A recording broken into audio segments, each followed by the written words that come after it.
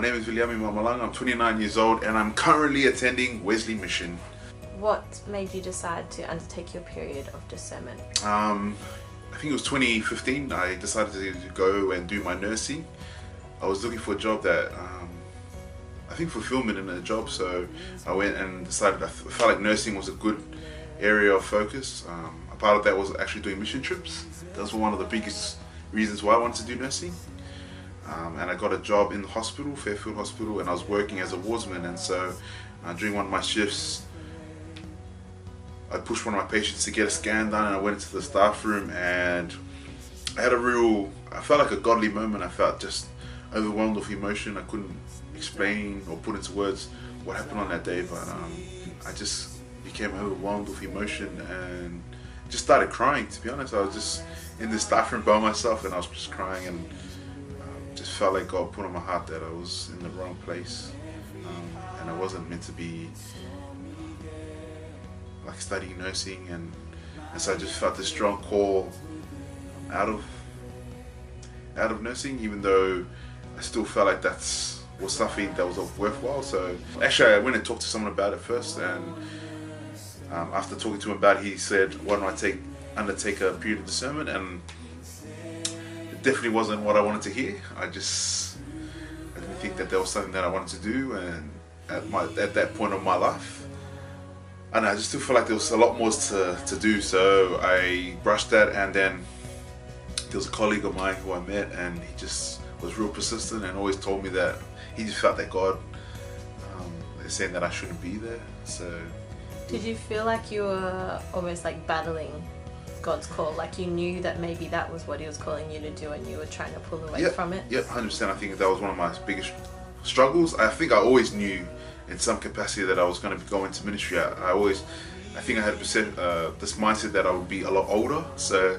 I was sort of waiting for the 35, 40, 50, something like that. Like, I just thought that I'd be a lot older when I decided to make this something that I would pursue. But I worked that job for another 3 months, and then after about 3 months I just couldn't get over what happened that day, and I just kept thinking about it, and it just sort of consumed me a lot, and I couldn't get out of my head what was going on. I didn't understand why that happened, and then I brushed it to the side, and I went and worked at a door manufacturing company. When did you officially start your period of discernment? Mid-July 2017. Did you have any preconceived ideas leading into this, and what did you hope to gain? What were you expecting, I guess, from this? What was I expecting from my period of discernment? I think ultimately I thought, after talking to a lot of people and asking them about what the period of discernment is, I think I was trying to live my experience through others, and I thought it was just going to be a breeze where I just walk through, yep, I'm called, I go fill out the paperwork, we go and we start this process. But it ended up being nothing like that. A lot more challenging than I thought. In what ways? In a lot of reflection. I think that was the toughest thing. I think when you go into your period of discernment, you really reflect on your life, and you really look at all areas of your life, and things that weren't significant become significant, and things you thought are just through to the back of your mind, they sort of come to the front of your mind now, and you start looking at the little micro things that you need to fix, and things that like what, for example? What small things that you used to think were insignificant have you now realised are significant? Just conversations. I think they're the biggest ones.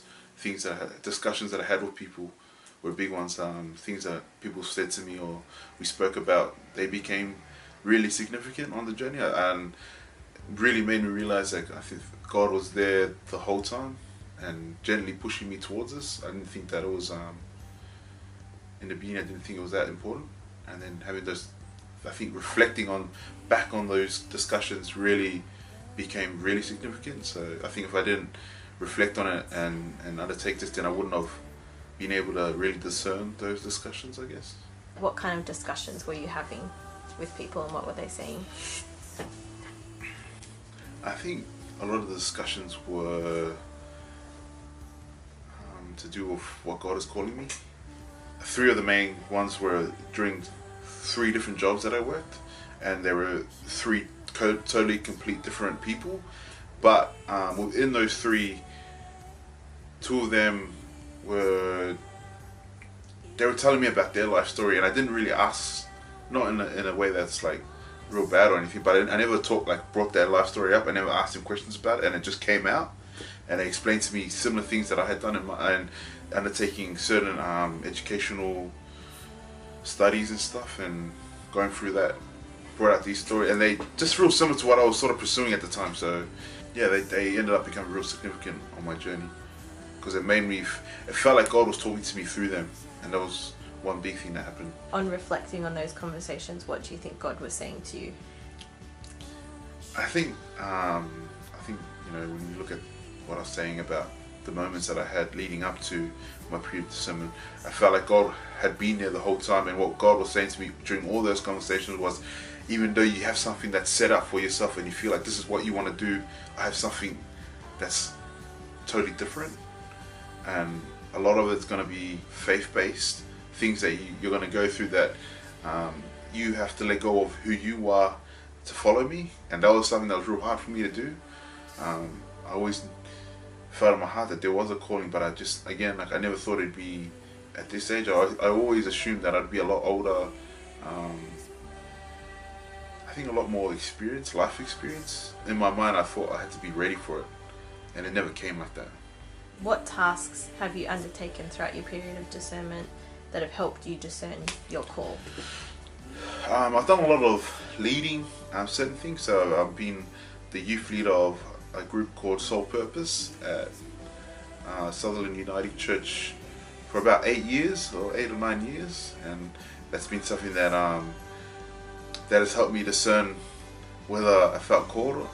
I think sometimes when you're in the mix of being led, it's easy to follow, but then when you go from that point to leading, and you see what God is doing through you and helping others, there is that sense of, this is where I'm meant to be. When I was back at Sutherland feeding, we had a Thursday morning tea, and I would regularly be a part of that, so feeding homeless people, and it was just a sort of morning tea breakfast. So even doing that was something that opened my eyes to what works look like. I think sometimes being in the church, we forget that there are a lot of people who are seeking, and so going and being a part of those kind of programs helps you to see the wider community and what it does. I think when you talk to them, then you get a gauge of what life looks like for them. So what about what you've been doing within Wesley Mission? What kind of things have you been doing, and how do you feel like God has been speaking to you in those ways? At Wesley, I've been leading a lot of music ministry at the moment. I think when you're leading things that you're really passionate about, you connect with others on a different level, and you see that the gifts that you have a way of helping to glorify God. And a lot of the times what God is saying is like, just keep leading, because you're using the gift that I gave you to share the gospel in a particular way. Throughout this period, what do you think God is calling you to do? What has this clarified for you? I think for me personally, it's just clarified that I'm meant to be going into ordained ministry, or like what we call minister of the word. I've tested it many a time, like heaps. These last years I've applied for a lot of youth ministry jobs to see if I was meant to go into laid ministry. I've applied for jobs within schools. I've applied for jobs out of this church, and after the interviews I always prayed and said that if it's for me, then like let your glory be, and hopefully I use this opportunity to glorify you and give praise back to you. But if it's not for me, Lord, I just pray that you close all the doors. Again, they all got closed on me, and there was an overwhelming sense that I was meant to go into ministry, but I don't know why God is calling me into ordained ministry and what that looks like. But I just know, after really discerning, especially applying for a lot of these jobs and trying to get them, that God is calling me into a certain field. How was the experience with your mentor? I know you had a couple of different mentors because some of them had to move away, but how do you feel like that helped unpacking all of this? So I had about 4 mentors within the space of 2 years.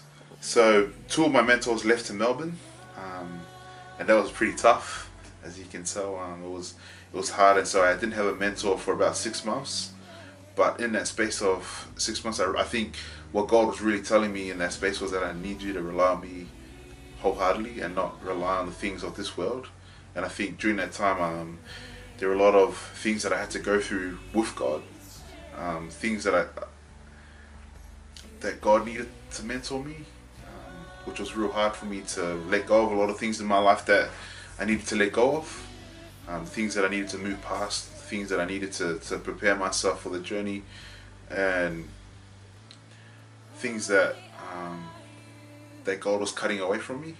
So after about 6 months, pretty much being mentored by God and experiencing these things, and then having a mentor, someone that you can talk to on a daily or a monthly basis, really helped me to unpack a lot of my cultural aspects, unpack who I am, and identify what God is like, what I look like in ministry, or the things that my weaknesses, my strengths, my gifts, and then really honing in on them. So these last couple of months, having Graham as my mentor has been a chance to unpack a lot of that. How do you plan to move forward from here? I plan on hopefully becoming a candidate for ministry. So hoping to go to the Synod selection panel and begin the process of formation and becoming a ordained minister. How are you feeling about it? I'm still a bit scared. I think being a minister's son and being in ministry and seeing what ministry looks like from both the outside and the inside, you see the whole person, and whether you like it or not, it affects everyone who's involved. So, seeing my dad undertake that and be on this journey with him, and then decide to take the similar journey as he has, it's scary. But then I think I have an overwhelming joy in my heart that I feel like God has said that this is where I'm meant to be, and where I am and what I'm doing is exactly how He planned it and what He wanted for me. So I think it's been a rewarding challenge to undertake the period of discernment. I think it's been an awesome journey, and I hope that from doing this will only make me a better, not just a better person, but